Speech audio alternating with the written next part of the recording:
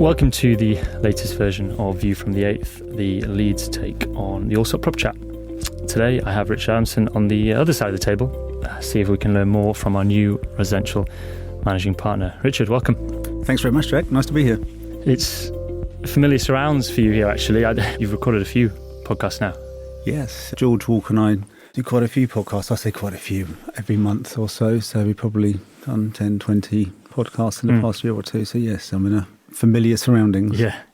So time at Allsop, you are the residential managing partner now. Started as an intern, work experience. I did. I mean, I used the word intern because that exists now. I think at the time it didn't. It was December 2000 and I came to do a day's work experience at the residential auction, which in those days was in Room, and it was at the Café Royal in Piccadilly, which was a regular venue we had there.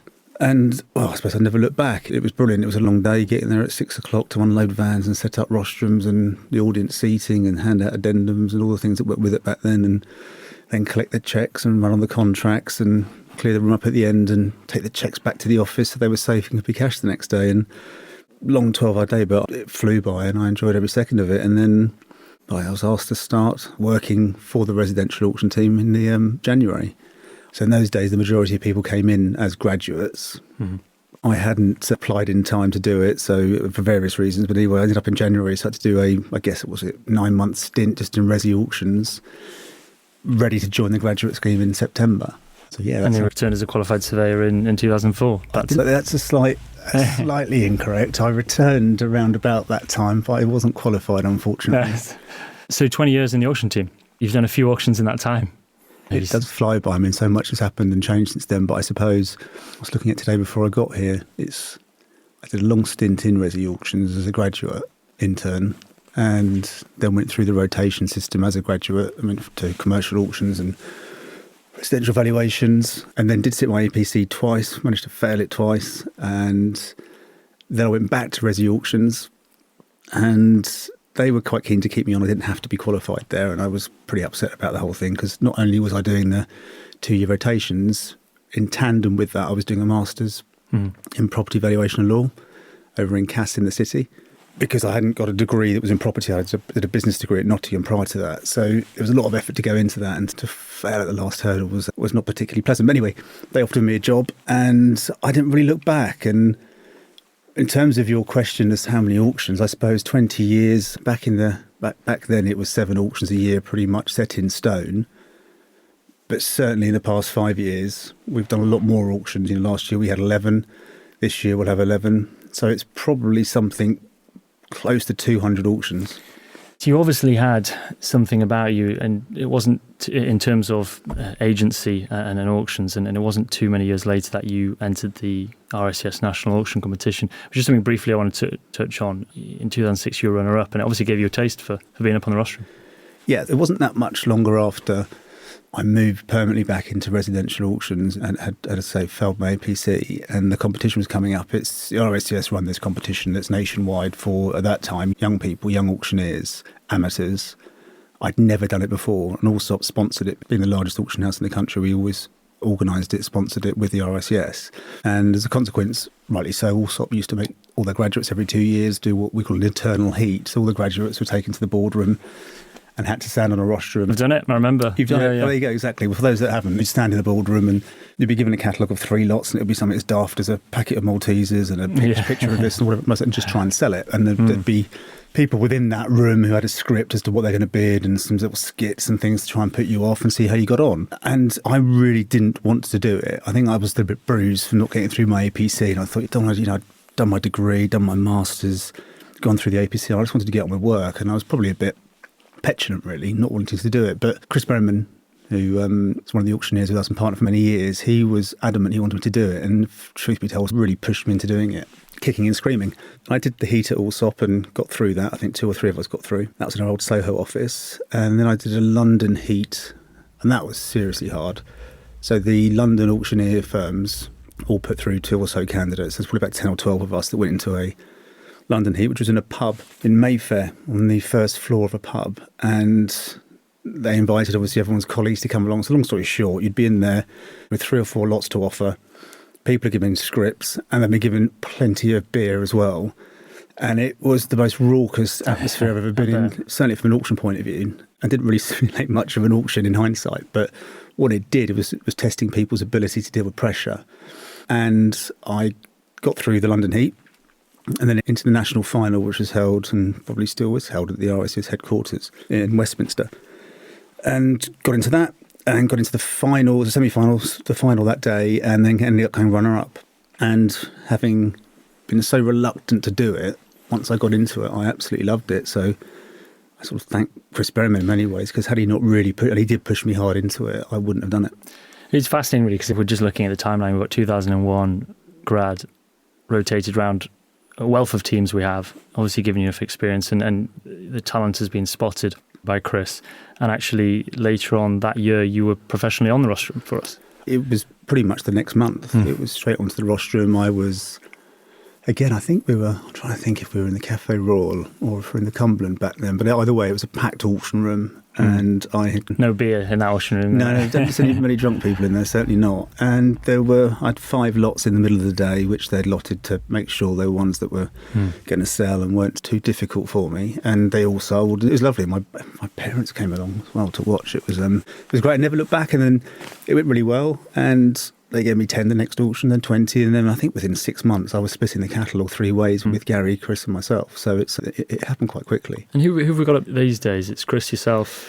So yes, there's 4 of us. There's myself, Chris, Jimmy Bruce, and our newest one, which was less than a year. It's probably back end of last year, David Evans, who's 26, 27 years old, who's excellent.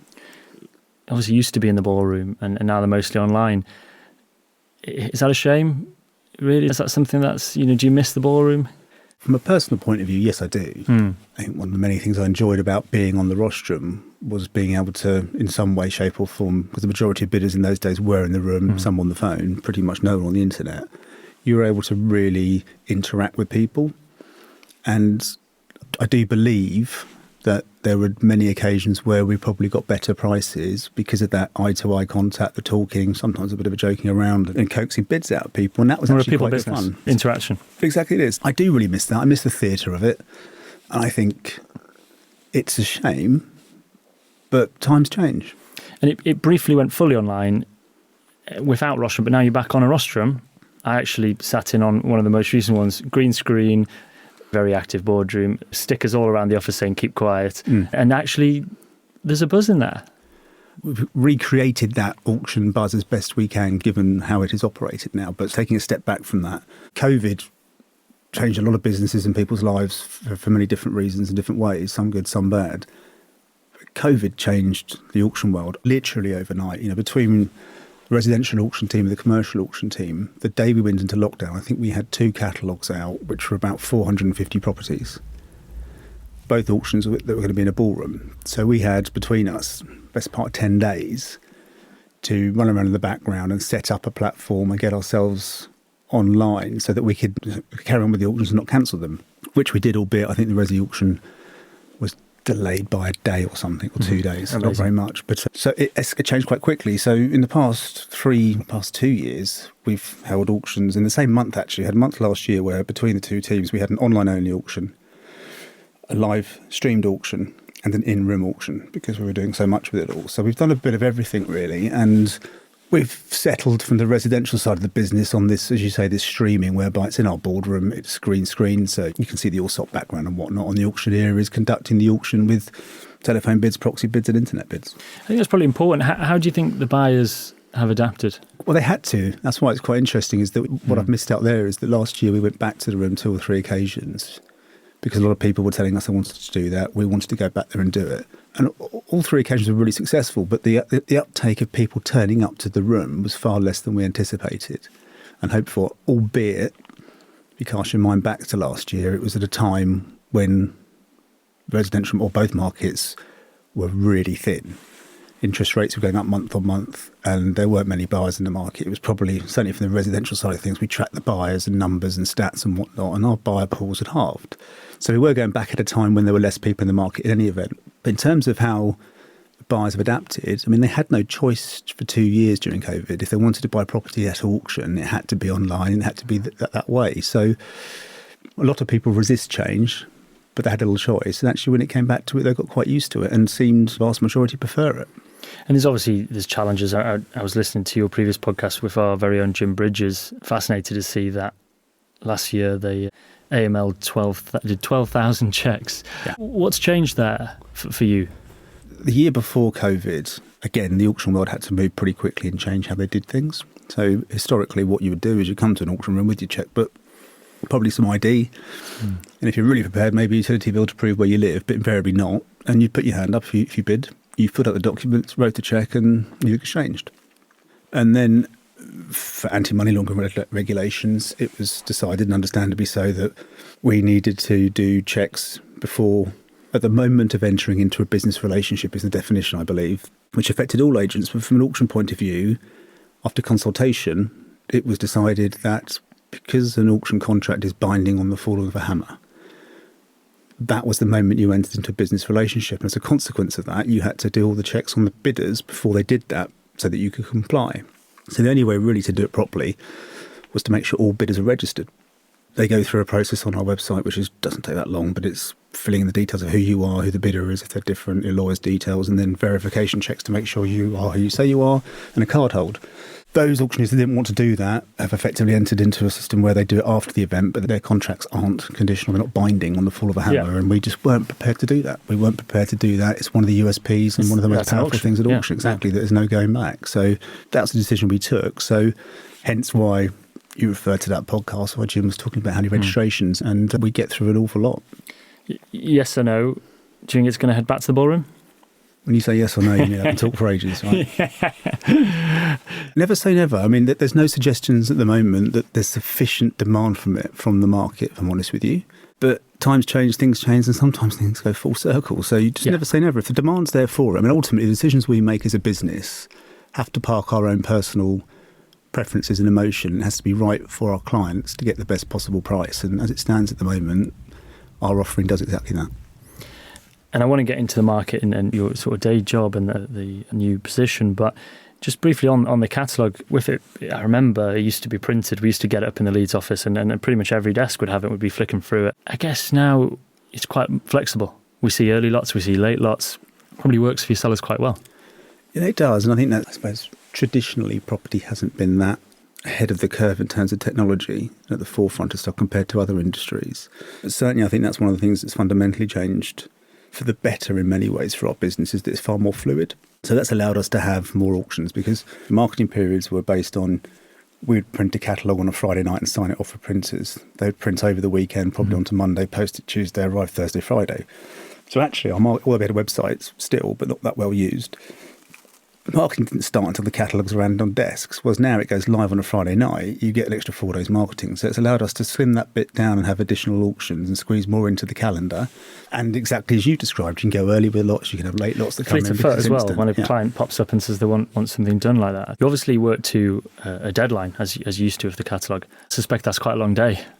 The print deadlines, as we used to call them, when we don't print anymore, we still call them those, could be some really late nights, because in those days you were waiting for proofs back from printers, then they were sent through on a fax, then you'd make the changes, send it back and wait. And now we do it all ourselves. It's all our own database system, drafting the particulars, and it's an awful lot quicker as a consequence of that. Actually, now we're in a position as well, which is quite nice. The way the websites come on is you can effectively get on there and search your parameters and actually look across most of the teams. Yeah. And that's sort of come up through the auction, both commercial resi, the national investments team, residential investments that I'm part of, development, build to rent. We're in a position now, and actually lettings are coming on board now as well.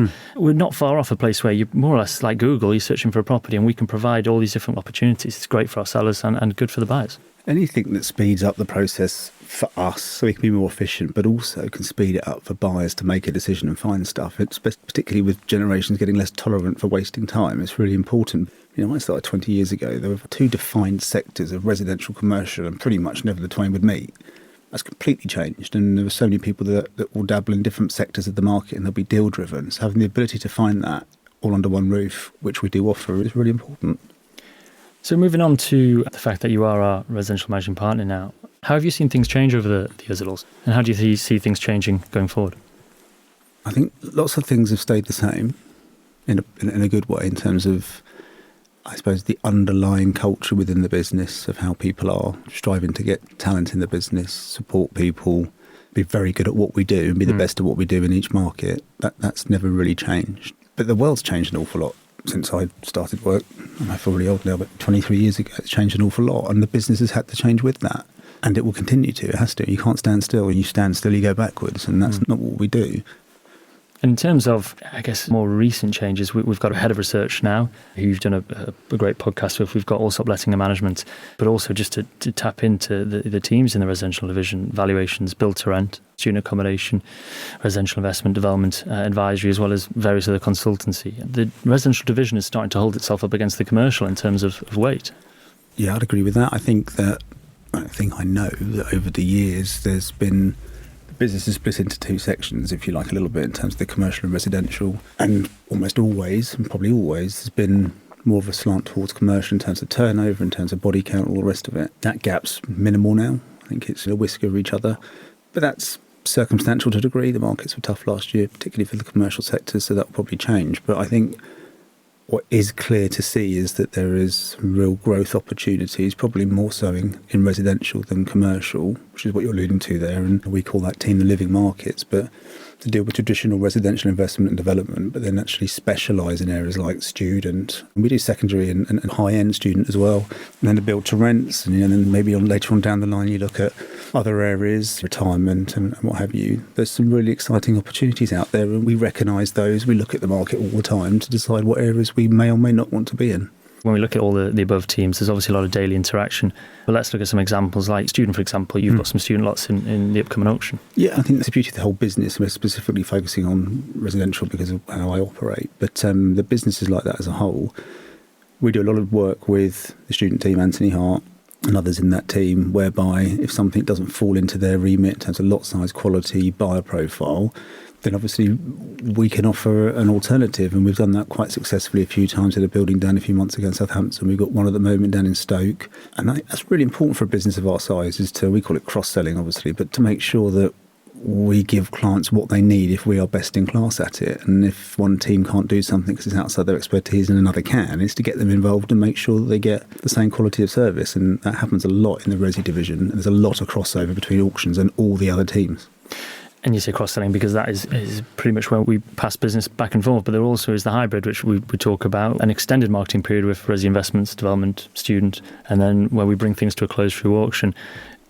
How does that benefit the buyers and sellers, and what kind of examples might that work? We've been doing it for years, and I suppose we're a business that's in quite a unique position because we're probably one of the only ones that actually can do that and do it well. But in essence, it's whereby if we feel a property might be better off private treaty or not, you can give it a longer airing if you like. So the traditional marketing period for an auction is probably 3 weeks. If you think it needs a bit longer, and actually it might appeal to buyers that need more time than you'd otherwise get in an auction environment, we would call it what we call hybrid. So one of our private treaty teams will market it in the usual way you might expect, giving it a longer lead in. And the backstop of an auction is that we must have sold it by then. If not, it will be offered at the auction, and it works really well. And just something I'm thinking of actually, why it's worth mentioning. A lot of people might know this. I mean, you're obviously based in London, but the auction is absolutely UK-wide. Yes, nationwide. It's top to bottom of the country. And actually every auction is that way. It will vary month to month as to what the spread is, but it's sort of 40, 60, 50, 50 in terms of London, the South East and the regions. What are your views on the current market? How are we looking? I think, it's quite a wide-ranging question there. What do I think in the residential market? I think a lot about it, but we should and probably are in a better place than we were this time last year. The lack of certainty of where interest rates were going to settle did spook a lot of buyers, understandably, and made people nervous, and typically when they're in that position they tend to do nothing, and understandably so. A lot of the buyers in the auction world are not necessarily debt-driven initially. Some are after the event, there's a lot of cash there, but they're no fools. So if the market is heading in one direction, buyers want to buy when it's cheap and sell when it's high, and so they've got to try and time that. So the phrase is often used, auctions is the barometer of the market. It is so true, and it's cliche and it's said quite a lot, but it is so true, and that's whether it's good, bad or indifferent. And we see that more than ever before in terms of the stats that we're able to gather through people registering and how they've been and what they've been and the pricing and whatnot. So it puts us in a really unique position for sellers in an uncertain market to get some certainty, and that's really important. So where do I see it? If interest rates soften, which everybody predicts they will towards the back end of this year, maybe even as early as August, you'd like to think that's going to breathe some kind of confidence into the market.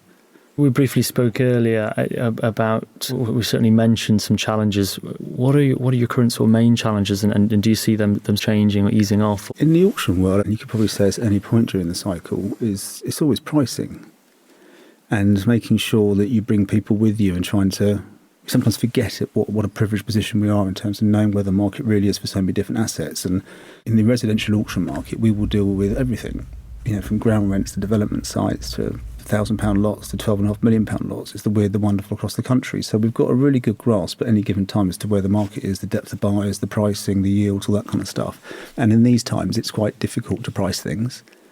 And people come to us to understand that. And where we're quite fortunate is we don't really deal with speculation, we deal with fact. I.e., we sold something similar last week and that's really the yield you can expect. It's not my opinion, it's just fact. That's actually quite helpful in a difficult market. And we were just saying before this that you're looking like we've got an upcoming auction that may well have over 400 lots here. What's par for the course these days? You've done quite a few 2-dayers this year. Yeah, we've been very busy the past 12 months, very busy in terms of volume. We will probably end up having 11 auctions this year. It's pretty much once a month. You said 7, yeah, back in the day. Yeah, and in fact, actually this year it might end up being 12, so one a month. And it's, it's demand-led. In answer to your question, what's the average? A one-day sale is usually around 200, 225 because of time, how long it takes to get through everything. 2-day sales are 400-ish and a bit more. So when are you starting that in the morning? Early? I get on the rostrum at 9 o'clock. Okay. And it will vary depending on how long each lot goes on for, but we usually finish around before 6 o'clock. Sure. And something briefly you mentioned before, and indeed the sort of AML registrations, it probably helps you because you're now in a place where you can really track who these people are, whereas you don't really know who's raising their hand in the room. Whereas now you must have a wealth of data from the last 2-3 years, which allows you to say those 10 parties, those 25 parties were interested in that type of property in that location. That's where it starts to get exciting and it gets sort of out of my expertise, but it's exactly that. It's trying to second guess and track and reach out to buyers that we are aware of because they come through the system and we know what they want. And they've got particularly underbidders. If you've been bidding on a lot for £500,000 and you're unlucky, what do we know? You've got £1 million to spend, so let's help you. So that's quite exciting going forward, is trying to do that. But you're right, the capturing of data and the way people have to register now, which is by need rather than design, does mean that we can give a lot more information to our sellers. You don't go into an auction not knowing how many bidders there are, or if there aren't any bidders. And you're right, back in the day in the room, you might have had 50 bidders in the room, one puts their hand up and the rest disappear. We have that now, and it's good for us to be able to use that and tap into it. A 200 lot catalogue, is that 200 clients? I mean, how does that look? No, it will vary from auction to auction, but we deal with, again, a really wide spectrum of clients, probably more so in residential. We'll deal with one-off people who own a buy-to-let, or people who've got their own house, they can't sell it, need to do it fast. People who've inherited some probate sales, and then you'll have the standard stuff, such as councils, housing associations, banks, receivers, administrators, funds, REITs, property companies. So it's a real wide spectrum of seller types, but they share some common ground in that they trust in the market and they want to sell at a reasonable pace. And it's something you touched on. I think back in the day, auctions had a reputation for maybe the knockdown or maybe the less desirable stock. That's certainly not the case anymore. I mean, I had a brief look at of your website, and you can see a £4 or £5 million estate mansion. It looks there's absolutely nothing wrong with that to me. The way it's changed over the years is fascinating. Yeah, I couldn't agree more. It was certainly seen. It's trying to dispel some myths that I spent 23 years doing, and it's got a bit easier with time, but auctions were often seen as a last resort, fire sale, call it what you want. And don't get me wrong, auction can be good as a last resort, but it can also be really good as a first resort. It just depends on who your market is and who you're trying to sell to. If you're selling to the investment market, it's probably the best place for it. If you're selling to end users, owner occupiers that want mortgages and are in a chain, it's not the place for you unless you're going to heavily discount it. So it really depends on what you've got and what your aspirations are and how much time you've got. So we've definitely talked about a few trends. Are there any trends that you think are going to continue? It feels like we might be getting to a bit more settled place. Certainly over the last few years, there's been a fair few battles you've had to come up against. Yeah, I mean, every time we think things are settling down and we got up to the new normal, something else happens and changes. But I'm not seeing any particular trends. I think the market has definitely settled a little bit, and we saw more buyers coming back to the market at the beginning, not in droves, but we saw an uptick in buyers coming back to the market after Christmas and after people started to feel that interest rates were stopping from going up. So they knew what the new borrowing norm was. And I think it will slowly grow in confidence if interest rates come down and there's not anything, one of the unknowns out there that's going to have a massive impact on the wider economy. So Last question from me is something we asked George Walker back last year, which seemed to be quite popular, is if you had £5 million today, where are you investing? Where would I invest money now if I had £5 million, 2.5, whatever it was? It all goes down to lots of things, isn't it? It's what's your expertise, what do you know, and what's your appetite for risk. I wouldn't say I'm a particularly risky person. I would probably certainly keep the money in the residential sector because I understand it better. And I also think that without oversimplifying the market that can sometimes be quite complex, we have a lack of housing throughout the country and a growing population, a broken planning system, and not a lot of development going on in comparison to what we land? need. I'm not saying I would buy land. What I'm saying is if you buy residential, the simple basic supply and demand means that they should be pretty robust in terms of capital values, and rents have been going up. So I'd probably stick to residential, and I'd probably, being risk adverse, stick to the obvious things of popular areas where people want to live and rent and work. Rather than take risks on high yielding places out of those areas, I'd probably do that. And people always say diversify, so maybe in different areas. The HMO market has changed dramatically since I've been involved, in terms of there's still some poor quality ones out there, don't get me wrong, and some illegal ones out there. There's some really good quality ones as well, and I think those sorts of operations in the right place, done the right way, led to the right people, are quite nice investments. Great stuff, thanks. You can reach Richard at richard.adamson at allsop.co.uk, myself, jack.robson at allsop.co.uk. That was a good rundown. Thank you for your time. Thanks, Jack.